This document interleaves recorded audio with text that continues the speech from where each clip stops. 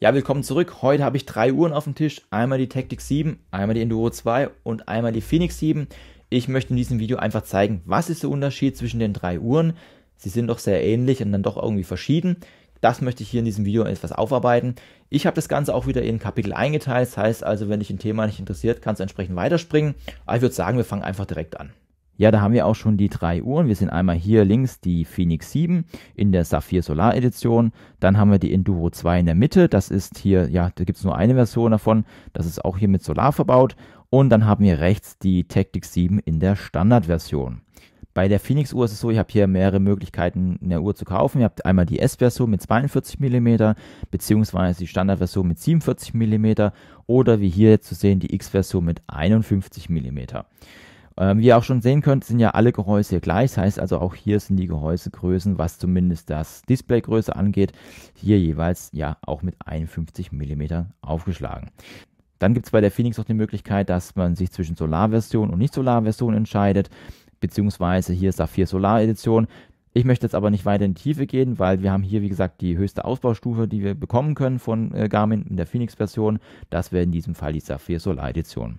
Bei der Tactix 7 ist es ähnlich. Wir haben jetzt hier die Standardversion. Bei der Standardversion haben wir jetzt anders als jetzt bei den anderen 2 Uhren. Wenn wir uns mal einfach kurz anschalten, haben wir hier kein Solarpanel verbaut. Das kann man gar nicht ganz gut erkennen. Wir haben hier so einen schwarzen Ring, der hier als Blende eingebaut wird, wo dann entsprechend hier bei der Phoenix 7 und bei der Enduro 2 das Solarpanel ist.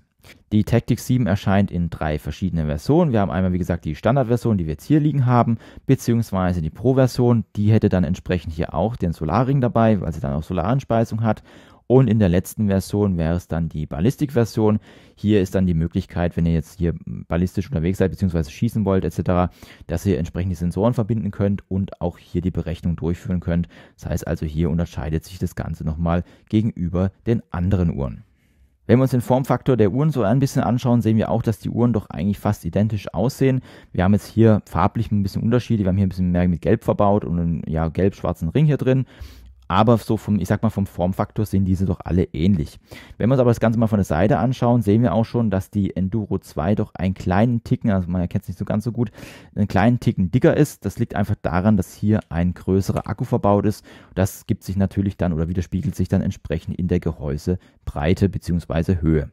Auch vom Gewicht merkt man das Ganze ein wenig. Die Enduro 2 schlägt hier mit 64 Gramm ohne Armband auf, während hier die Phoenix und die Tactix jeweils mit 61 Gramm zu Buche schlagen. Das heißt also, hier haben wir dann auch etwas vom Gewicht einen kleinen Unterschied. Ihr seht die Uhren jetzt auch hier im Auslieferungszustand. Das bedeutet, ihr bekommt hier ein Silikonarmband jeweils bei der Phoenix 7 als auch bei der Tactix 7 und die Enduro 2 bekommt hier von Haus aus ein Klettarmband mit. Das wird hier jeweils links und rechts befestigt und dann habt ihr hier entsprechend hier ein atmungsaktives Armband. Im Zuge der Aufnahme werde ich jetzt aber das Armband mal entfernen und da kann ich euch auch gleich noch was anderes zeigen. Ihr habt auch die Möglichkeit, einfach das Armband hier abzumachen. Und dann sehen wir schon, hier ist die normale Standard Quickfit Aufnahme. Das heißt also, ihr könnt dann auch entsprechend jedes Armband, was von Garmin oder Drittanbieter angeboten wird, entsprechend hier befestigen. Also um es einfach mal kurz zu zeigen, ich habe jetzt zum Beispiel von meiner Phoenix 6 Pro, das ist jetzt natürlich viel zu klein, da könnt ihr entsprechend hier dann die Armbänder befestigen. Das ist aber hier, wie gesagt, bei allen Uhren möglich. Jeder hat von denen hier so eine Quickfit-Aufnahme. Wenn wir noch die Verarbeitungsgehäuse eingehen, wir haben jetzt hier bei der Phoenix 7 ein Titaniumgehäuse verbaut, während es bei der Enduro 2 und auch bei der Tactix 7 jeweils ein DLC-Titanium ist. DLC steht für Diamond-Like Carbon, also das heißt, hier ist dann nochmal entsprechend robusteres Gehäuse verbaut. Und bei der Tactix 7 ist das Ganze dann auch Thermal Shock Water Resistant, also das heißt, hier ist auch dann wirklich eine hohe Beanspruchung der Uhr möglich. Das Ganze ist hier wirklich auf extreme Bedingungen ausgelegt. Ja, und alle Uhren sind dann entsprechend auch bis 100 Meter wasserdicht. Das heißt also, ihr könnt auch mit diesen Uhren dann tauchen gehen. Wenn wir uns aber mal ganz kurz hier die Displays anschauen, ich habe jetzt hier das Display auf 100% Helligkeit eingestellt. Also das ist die maximale Helligkeit, die hier möglich ist. Ich weiß nicht, ob man das gut in der Kamera erkennen kann. Wir haben, wie gesagt, hier bei der Enduro 2 Solar verbaut, beziehungsweise auch hier bei der Phoenix 7 und bei der Tactix 7 nicht. Und die Tactix 7 ist einen kleinen Tick heller, beziehungsweise, die bringt ein bisschen mehr die Farben heraus. Das ist aber wirklich in einem marginalen Bereich, also man sieht es nur, wenn man wirklich daneben liegt. Ansonsten sind die Displays wirklich sehr gut ausgeleuchtet und auch wirklich sehr gut ablesbar. Des Weiteren unterstützen auch alle hier das Touch-Display und wir sehen hier das Ganze entsprechend hier ganz einfach einzustellen. Und es ist auch bei jeder Uhr möglich, mit der Tastenkombination links unten und rechts oben auch das Display ja hier direkt zu sperren oder zu entsperren. Das ist hier kein Problem und dann ist das Ganze hier auch gesperrt mit einem kleinen Tastendruck. Was wir ebenfalls haben, alle Uhren unterstützen auch die Taschenlampe. Wir sehen hier vorne ist jeweils die Taschenlampe verbaut. Das sieht bei allen gleich aus und wir können die jetzt auch mal entsprechend einschalten. Die Taschenlampen sind auch wirklich sehr, ja, leuchten wirklich auch sehr gut aus. Also ich benutze die meistens eher dann, wenn ich mal abends oder nachts zu den Kindern gehe. Das ist wirklich sehr praktisch. Sollen wir mal kurz alles hier einschalten. Und wir sehen hier, wir haben bei allen ja die Möglichkeiten, entsprechend die Taschenlampe zu nutzen. Ihr könnt dann auch entsprechend Morse-Codes einstellen, zum Beispiel SOS-Codes. Das ist alles bei diesen Uhren möglich. Da kommen wir jetzt aber schon zum ersten Unterschied. Also sowohl die Fenix 7 als auch die Enduro 2 haben als Gegenlicht hier ein rotes Licht. Ihr könnt dann zum Beispiel beim Laufen das einstellen, wenn ihr joggen geht, dass wenn die Uhr nach vorne geht, dann das Licht weiß wird und wenn ihr nach hinten lauft, beziehungsweise Hand nach hinten geht, das Ganze rot wird und das ja, gibt es dann so einen Wechsel. Aber wie gesagt, habt ihr entsprechend hier ein rotes Licht. Wenn wir uns das Ganze jetzt aber bei der Tactic 7 anschauen, gehen wir einfach mal drauf, dann sehen wir hier schon, wir haben hier ein grünes Licht verbaut. Sie sehen jetzt hier einmal rot und einmal grün. Das liegt unter anderem daran, dass hier auch Nachtsichtgeräte unterstützt werden und daher haben wir hier ein grünes Licht verbaut. Das ist eigentlich so schon der große Unterschied. Ansonsten ist auch mit der Tactic 7 möglich, hier entsprechend die Hilfesignale rauszugeben oder ein Stethoskop zu verwenden etc. Also das ist bei allen funktionsgleich. Aber hier ist auf jeden Fall, was bautechnisch angeht, hier der Unterschied, dass einmal grün und einmal rotes Licht verbaut wird. Wenn wir jetzt hier auch im Schnellmenü sind, da sehen wir jetzt auch schon einen kleinen Unterschied. Wir haben hier einmal bei der Fenix 7, bei der Enduro 2 eigentlich das identische Menü. Bei der Tactic 7 kommen hier noch 2 Menüpunkte hinzu. Und zwar hätten wir einmal hier den sogenannten Tarnmodus. Das bedeutet, wenn ihr diesen Tarnmodus einschaltet, werden hier alle GPS-Daten bzw. der GPS-Chip wird eigentlich quasi außer Betrieb gesetzt und ihr habt hier keine Möglichkeit mehr GPS zu tracken, beziehungsweise ja, könnt auch nicht getrackt werden. Ich kenne mich da jetzt nicht so genau aus. Das ist aber die Funktion, um hier in die Tarnung zu gehen. Als weitere Option gibt es dann auch den sogenannten Notausschalter. Das klingt in Deutsch jetzt ein bisschen komisch. Vielleicht habt ihr es mal unter dem Begriff Kill Switch gehört. Das ist hier einfach eine Möglichkeit, ja, die steht schon gedrückt halt, um Kill Switch auszulösen, da wird es dann komischerweise hingeschrieben. Da werden einfach komplett alle Daten auf der Uhr direkt gelöscht. Also das heißt, wenn da irgendjemand die Uhr bekommt, die er nicht kriegen soll, da könnt ihr vorher nochmal die Daten löschen. Und diese Option ist auch nur hier bei der Tactic 7 vorhanden, beziehungsweise bei allen Tactics-Uhren. Das ist auch zum Beispiel bei der Instinct 2 so. Da habt ihr dann die Möglichkeiten, hier Instinct oder Instant eure Daten zu löschen. Ja, dann kommen wir auch schon zum Bereich Software. Wir sehen hier, wir haben auf allen Uhren die Version 9.33 drauf. Das ist jetzt hier die Release-Version, also das ist mittlerweile Release, das war ja am Anfang Beta. Das bedeutet, die Uhren haben auch alle die gleiche Basissoftware, das heißt, die bauen auf den gleichen Grundstock auf. Es ist aber so, dass wir bei der Fenix 7 und bei der Enduro 2 die Möglichkeit haben, an einem Beta-Programm teilzunehmen. Bei der Tactic 7 ist es aktuell nicht möglich. Der Hintergrund ist einfach der, diese Uhr unterstützt, das sehen wir nachher auch noch, hier Flugeigenschaften oder Sachen, die im Bereich Fliegen zu tun haben. Und da gibt es wohl hier und da Probleme, dass man hier keine Beta macht. Aber es ist so, dass diese Uhr auf jeden Fall auch nach und nach immer wieder die Softwareversion der Fenix 7 und Enduro 2 bekommt. Es kann nur sein, dass es ab und zu mal hier zur Verzögerung kommt, dass die Uhr entsprechend einen Ticken später die Release-Version bekommt. Zumindest war es bei mir so, da hat es ein bisschen länger gedauert. Ich glaube so 2-3 Tage war der Unterschied. Und dann hatte ich ja auch die Version auch hier auf der Tactic 7. Ich möchte es einfach nur erwähnen, dass es hier zur Verzögerung kommen kann und dass ihr hier an der Beta-Version nicht teilnehmen könnt. Aber der Grundstock der Software ist entsprechend gleich. Wenn wir uns dann noch die Sensoriken anschauen, beziehungsweise ja die Konnektivität, alle Uhren unterstützen WLAN, alle Uhren unterstützen auch Bluetooth und ANT+. Und wenn wir das Ganze jetzt einfach mal umdrehen, sehen wir auch, dass es hier hinten doch ja sehr ähnlich aussieht. Und es liegt einfach daran, dass hier, was die Sensoriken angeht, auch das gleiche verbaut ist. Das heißt also, der Herzfrequenzsensor als auch der Pulsoximeter sind hier identisch.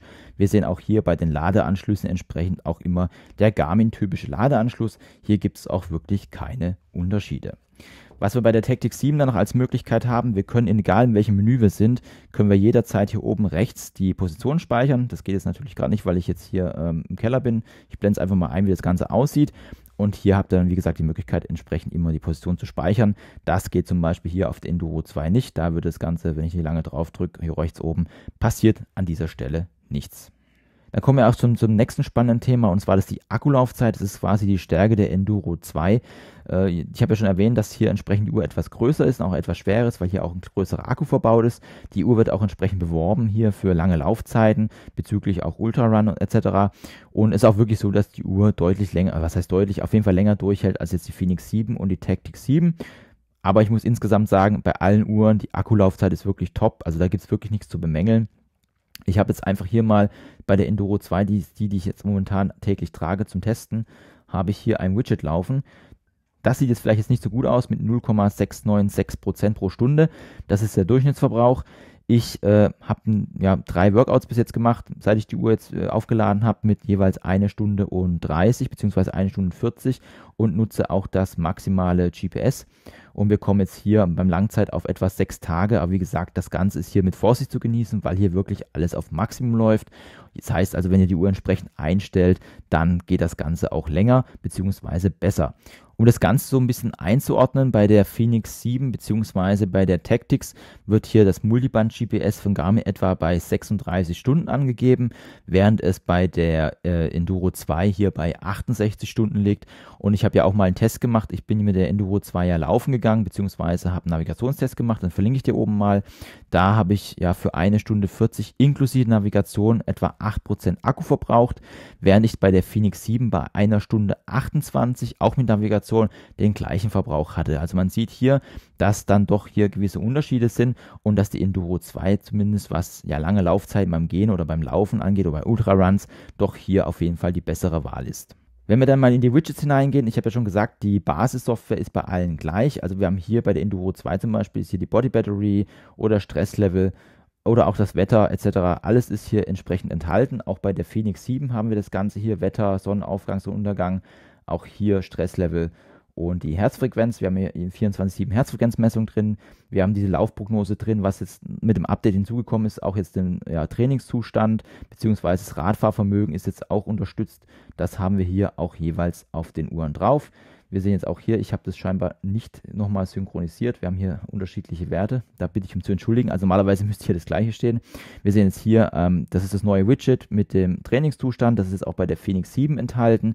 Das Ganze haben wir jetzt auch bei der Enduro 2. Das kam jetzt alles mit dem Update. Wenn wir da einfach mal kurz hineingehen und reinschauen, sehen wir einmal hier, haben wir die ganzen Belastungen drin. Den HFV-Status, also die Herzfrequenzvariabilität wird hier erfasst. Also diese Daten sind hier alles enthalten. Auch bei der Fenix haben wir das Ganze. Und es ist aber auch so, wir sehen jetzt hier zum Beispiel HFV-Status keine Daten. Das bedeutet einfach, ich müsste die Uhr auch dann mindestens 3 Wochen tragen, bis ihr dann hier eine Auswertung bekommt, also die Auswertung, die wir jetzt hier gesehen haben.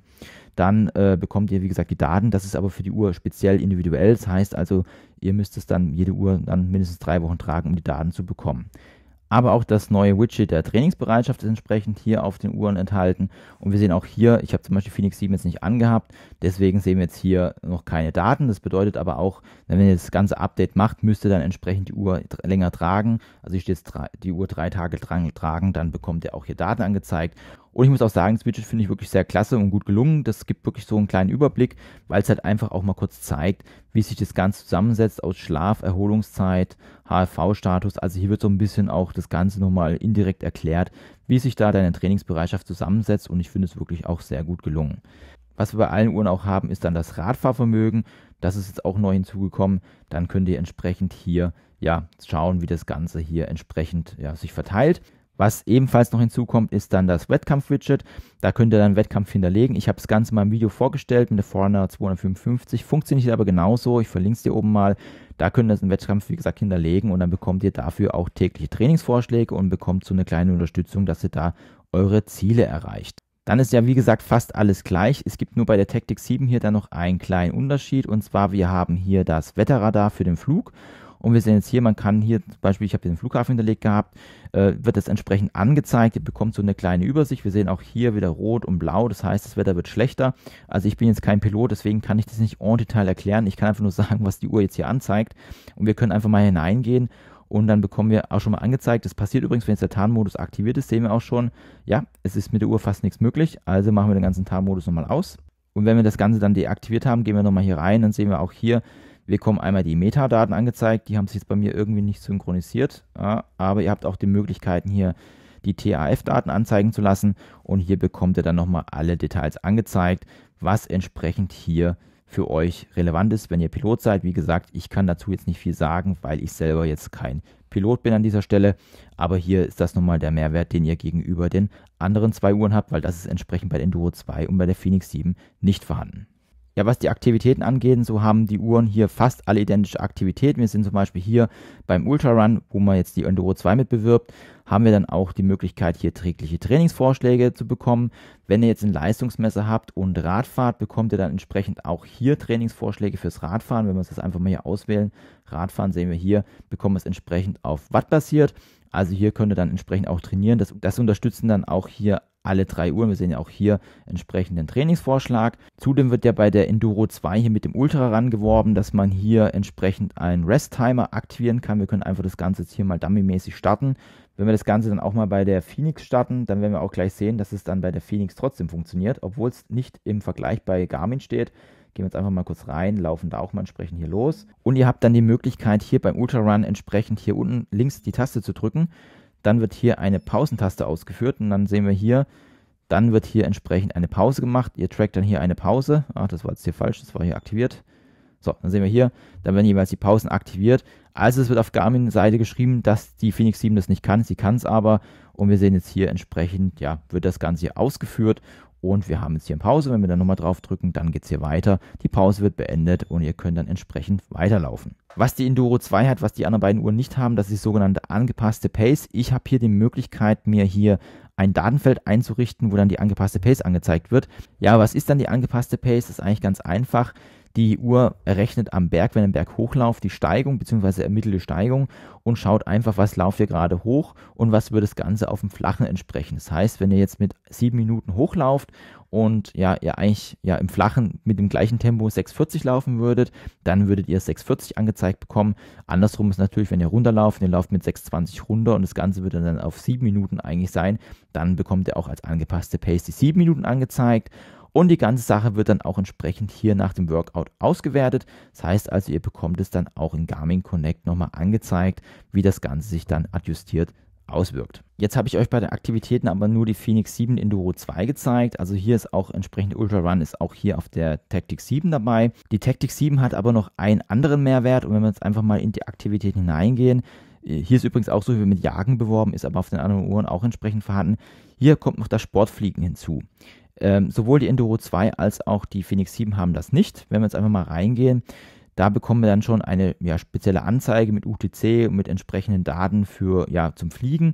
Die Uhr unterstützt auch einen 3-Achsen-Kompass mit HSI, beziehungsweise hat auch die Möglichkeiten, dass ihr Nexradar nutzen könnt. Das heißt also, hier werden auch dann entsprechend Radarfelder angezeigt und auch Wetter kann entsprechend angezeigt werden, beziehungsweise wenn ihr euch jetzt einen Flughafen ausgewählt habt als Ziel, hier sind nämlich alle Flughäfen der ganzen Welt drauf, könnt ihr auch auswählen, dann bekommt es hier zum Beispiel auch in einem Kompass angezeigt, beziehungsweise dann könnt ihr auch euch hier navigieren lassen, wir sehen es hier auf der Karte, ihr könnt euch dann auch eine Route erstellen und diese dann entsprechend abfliegen und habt hier dann auch die Möglichkeit, die entsprechende Informationen zu erhalten, beziehungsweise auch hier fürs Fliegen dann die VO2 Max, die dann auch gesondert angezeigt wird. Dann gibt es auch noch die Option, wie etwa, dass ihr dann eine Tankerinnerung einstellen könnt. Ihr könnt hier bei der Navigation hier eine Flugplanung durchführen.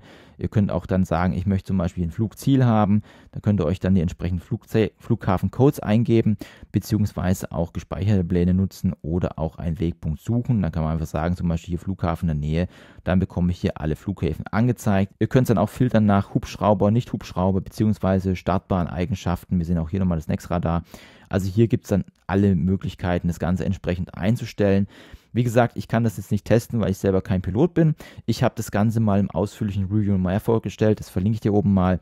Da kannst du es nochmal genau angucken, wie die ganze Sache sich zusammensetzt. Aber das ist einer der Hauptmerkmale oder das Alleinstellungsmerkmal der Tactic 7, neben natürlich den taktischen Funktionen, sage ich mal, dass das Ganze hier auch aufs Fliegen ausgelegt ist. Wenn wir zum Thema Navigation kommen, da unterstützen alle 3 Uhren die gleichen Karten bzw. funktionieren bei der Navigation gleich. Wir haben nur bei der Enduro 2 noch eine Besonderheit und zwar gibt es das sogenannte Next Fork Navigation, nennt sich das Ganze. Hier wird einfach während der Navigation noch auf der Karte die nächste Kreuzung angezeigt und es wird nicht nur die nächste Kreuzung angezeigt, es wird auch entsprechend ein Name angezeigt. Ich blende es einfach mal ein, wie das Ganze aussieht. Das habt ihr hier bei der Phoenix 7 nicht und auch bei der Tactic 7 nicht. Das heißt also, wenn das für euch wichtig ist, dass ihr die nächsten Kreuzungen seht, weil ihr jetzt zum Beispiel querfeld einlauft und einfach oder ohne irgendwelche Navigationsziele lauft, also wird immer auf der Karte angezeigt, dann habt ihr die Möglichkeit entsprechend hier das Ganze zu nutzen. Dann machen wir noch einen kleinen Schwenk in die GPS-Auswertung bzw. den GPS-Daten. Wir sehen hier, alle Uhren unterstützen mittlerweile alle Systeme bzw. das Multiband. Multiband-GPS ist ja das beste GPS, was man bekommen kann. Die Uhr errechnet quasi da, wenn ihr in den Bäumen unterwegs seid und zwischen Häusern, euren optimalen Punkt bzw. Standort, nutzt alle Möglichkeiten, die sie dafür hat. Und dann wird es, wie gesagt, das Ganze berechnet. Das ist aber, was die Akkuintensität angeht oder die Akkunutzung, hier das schlechteste, was man nutzen kann, beziehungsweise das beste GPS, aber den meisten Akkuverbrauch. Garmin hat hier aber reagiert, beziehungsweise hat das nochmal optimiert. Sie hat jetzt die sogenannte SAT-IQ, beziehungsweise automatische Auswahl eingeführt. Das heißt, wir sehen es hier schon im Lauftext, dass die Uhr entsprechend sich auf die Umgebung einstellt und hier den besten Modus heraussucht, um hier die besten Möglichkeiten an Daten zu bekommen. Und es ist auch wirklich so, ich kann jetzt nicht genau sagen, wie viel Akku es einspart, aber es ist auf jeden Fall niedriger im Akkuverbrauch. Aber dennoch müsst ihr bei den Daten fast keine Verluste einstecken. Also ihr bekommt wirklich ein sehr gutes GPS-Bild angezeigt. Ich blende es einfach mal ein. Da sehen wir wirklich, dass es im Gegensatz zum Multiband-GPS doch kaum Abweichung gibt und dass das wirklich sehr gut funktioniert. Und wie gesagt, hier der Akkuverbrauch auf jeden Fall nochmal reduziert wird bzw. optimiert wird. Und alle Uhren unterstützen natürlich auch das sogenannte Ultra-Track. Also hier wird dann nur in sehr sporadischen Zügen ein GPS-Signal genommen. Und hier steht schon die beste Akkulaufzeit, beziehungsweise ihr könnt natürlich das Ganze auch entsprechend ausschalten. Das ist hier auch bei allen Uhren möglich. Ja, aber für wen ist jetzt eigentlich welche Uhr geeignet? Also man muss einfach zu sagen, UVP kostet die Phoenix 7 in der Form hier 999 €. Die Enduro 2 schlägt hier mit 1099 € auf und die Tactic 7 in dieser Version auch mit 1999 €. Das heißt also hier preislich bewegen wir uns schon auf einem hohen Bereich. Aber die Phoenix ist hier nochmal, in dem Fall die günstigere Variante. Und ich muss auch dazu sagen, also wenn ihr jetzt wirklich kein Ultraläufer seid und entsprechend nicht lange Tagestouren macht, über mehrere Tage, wo das vielleicht entscheidend ist mit der Akkulaufzeit, würde ich generell dann zu einer Phoenix 7 raten, zumal ihr auch nochmal Möglichkeiten habt, hier auch nochmal verschiedene Modelle auszusuchen, wenn ihr dann sagt, okay, Solar möchte ich nicht haben, da habt ihr auf jeden Fall die Option und da kommt ihr auch einen Ticken günstiger raus. Es kommt jetzt auch schon hin und wieder vor, dass die Uhr entsprechend am Angebot ist. Bei der Enduro 2 haben wir ja die angepasste Pace, die die Phoenix 7 zum Beispiel nicht hat. Es ist aber so, alle 3 Uhren unterstützen dann mit einem entsprechenden Brustgurt, also zum Beispiel mit dem HM Pro Gurt, auch eine Wattmessung. Also das wird wie gesagt bei allen 3 unterstützt. Nur die angepasste Pace ist bei der Phoenix 7 nicht dabei. Wenn jetzt jemand seid, der lange läuft, beziehungsweise hier Ultraruns macht oder längere Tagestouren, also länger noch als mit der Phoenix 7, dann ist auf jeden Fall die Enduro 2 die bessere Wahl, was die Akkulaufzeit angeht. Das mit der angepassten Pace, da muss man einfach schauen, ob das für einen jetzt was ist. Wie gesagt, man kann hier entsprechend auch mit Wattleistung laufen. Das hilft manchmal vielleicht sogar tatsächlich ein bisschen mehr. Zu guter Letzt kommen wir dann noch zur Tactic 7. Die Uhr macht dann eigentlich nur noch für die Leute Sinn, die dann wirklich die Militärfunktion benötigen, also Kill-Switch bzw. einen Tarnmodus oder auch hier schnelle Position speichern. Oder wenn ihr sagt, okay, ich bin ein Flieger und brauche die Flugfunktion, dann ist natürlich die Tactic 7 die Wahl oder beziehungsweise eure Wahl, die ihr nutzen solltet. Ja, ich hoffe, ich konnte euch mal einen kleinen Eindruck geben, was die Unterschiede der Uhren sind. Ich finde, Garmin macht das nicht immer so ganz so durchsichtig.